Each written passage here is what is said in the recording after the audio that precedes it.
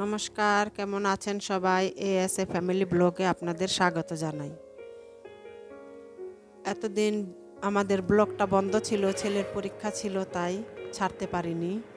আর এখন তো পরীক্ষা স্থগিত, তাই এখন আজ মানুষ আসবে তো বাসায়, অনেক মেহমান আসবে, তাই আজকে আমাদের এই আয়োজনটা হয়েছে। আমি আজকে আপনাদের ভিডিওতে আমি বিরিয়ানি রান্না করে দেখাবো। চলুন রান্না শুরু করি। আমি এখানে মাংসর সব মশলাই দিয়ে দিয়েছি, আদা রসুন, আপনার পেঁয়াজ, শুকনো লঙ্কা, হলুদ আমি ব্যবহার করিনি, ধনে গুঁড়ো, জিরে গুঁড়ো সব দিয়েছি। আর চলুন তাহলে আমি এখন রান্নাটা শুরু করি। আমি চুলায় কড়াই বসিয়ে দিয়েছি, তেল দিয়ে দিচ্ছি আমি পরিমাণ মতো সরষের তেল।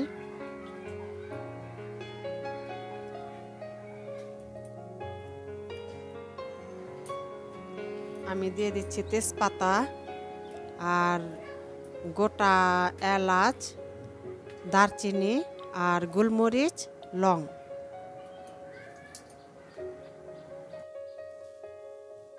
আমি এখন মাংসটা ছেড়ে দেব তেলে।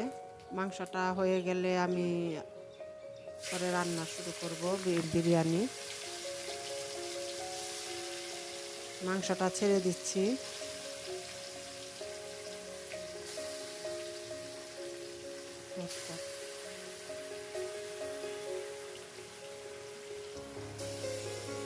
মাংসটা আমি এখন একটু নেড়ে ঢাকা দিয়ে দেব।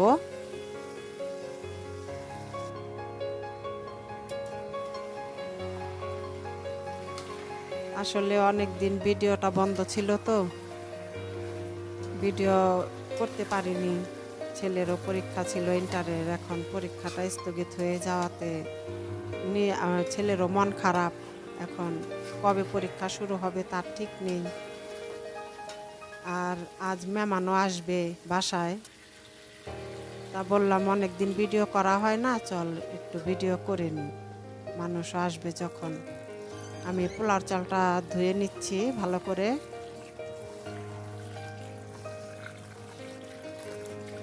চালটা ধোয়া হয়ে গেলে আমি মাংসর ওই মশলাটা আমি জায়ফল, জয়ত্রী আর গোলমরিচ আমি থেতো করে দিয়ে দেব মাংসর মধ্যে।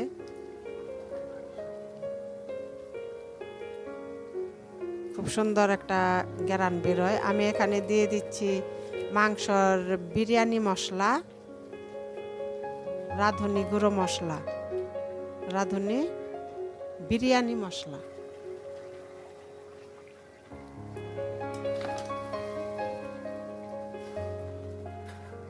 দিয়ে নেড়ে আমি ঢাকা দিয়ে দেবো। আমি এখানে একটু দেখেন জল অ্যাড করিনি। বিরিয়ানির মাংসটাতে জল অ্যাড না করলেই ভালো হয়, তাহলে মাংসটা সুন্দর আস্তই থাকে, বিরিয়ানিটাও ঝরঝরা হয়। আমি এখানে আলু দিয়ে দিচ্ছি, গোল ছোট আলু।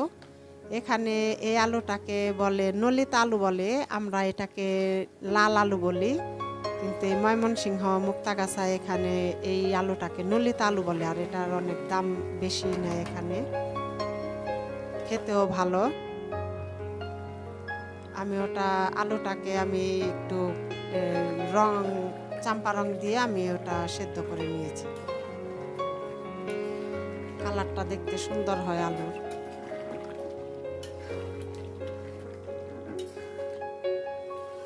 দেখুন আমি একটু জল দিইনি, মাংস থেকে এই জলটুকু বেরিয়েছে।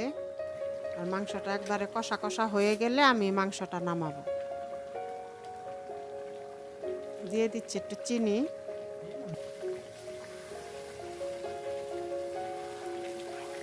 আমার তরকারিটা দেখুন হয়ে গেছে। আমি এখন বিরিয়ানির জন্য পাতিলটা বসিয়ে দিয়েছি।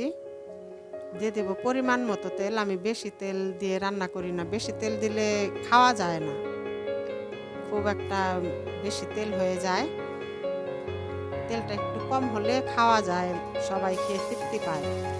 আমি দিয়ে দিচ্ছি এখানে পেঁয়াজ, তেজপাতা আর দিয়ে দেব এখানে গোটা লং, দারচিনি, এলাচ আর গোলমরিচ।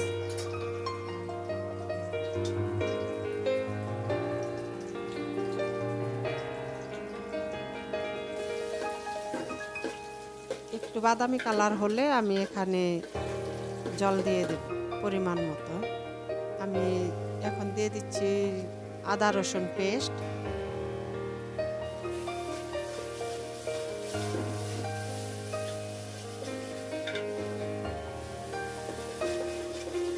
আমি দুইটা পাত্রে রান্না করব। এখানে আমি 1 কেজি চাল দেব, আর একটাতে 1 কেজি চাল দেব। দিয়ে দিচ্ছি লবণ।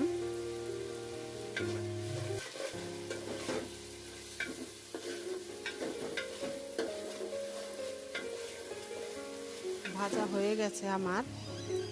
এখন আমি দিয়ে দিচ্ছি জল। এই মগটা দিয়ে আমি চাল মেপে দিয়েছি, আর এটা দিয়ে আমি এখন জল মেপে দিচ্ছি। তাহলে পরিমাণ মতো আপনার মাপ হয় সুন্দর, একটু কম বেশি হয় না জল। আমি 2 মগ জল দিয়েছি, আর এখানে দিয়ে দেব আমি 2 মগ আমি দুধ দিয়ে দিচ্ছি। দেখুন, দুধটা দিলে কি হয়, আপনার সুন্দর একটা সেন্ট বেরোয়। আপনার ঘিটা ব্যবহার না করলেও হয়, খুব সুন্দর একটা সেন্ট বেরোয় দুধের উপরে রান্না করলে।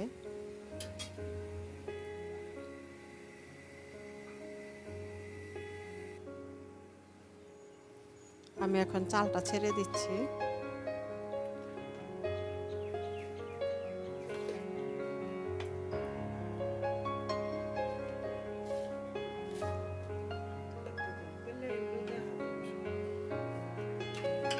আসলে আমার হাতটা একটু পুড়ে গেছে, তাই আমি চামিচ দিয়ে ছেড়ে দিচ্ছি। আমি এখন ওই অন্য চুলায় বসিয়ে দিলাম, আর একটা পাত্র আমি এখানে বসিয়ে দিচ্ছি। ওটাতে আবার এটা এই বিরিয়ানির একই পদ্ধতিতে আমি সব কিছু দিয়ে রান্না করব। বড় পাত্রও আছে, আমি 2টাতে রান্না করলাম। রান্না করতে সুবিধা হয়, নাড়তে চাড়তে সুবিধা হয় একটু অল্প অল্প হলে।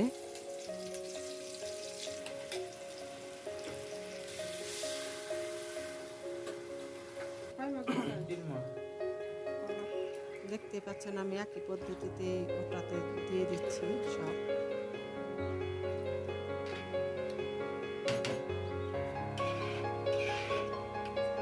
আমার ওটা হয়ে গেছে। দেখুন, এই যে বিরিয়ানির মাংসটা আমি এখন দিয়ে দিচ্ছি উপরে।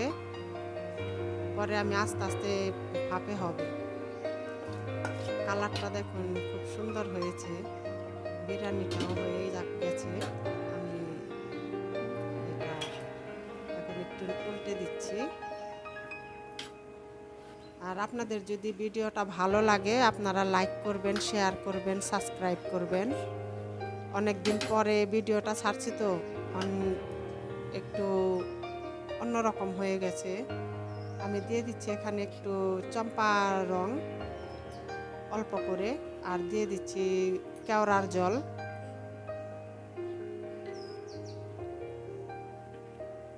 আপনারা অবশ্যই লাইক করবেন, শেয়ার করবেন, সাবস্ক্রাইব করবেন। তাহলে চলুন, মেহমানও এসে যাচ্ছে। আমাদের ভিডিওটা আজ এখানেই শেষ করছি। ভালো থাকবেন, সুস্থ থাকবেন, সাবধানে থাকবেন। দেখা হবে পরের আরেকটি ব্লগে।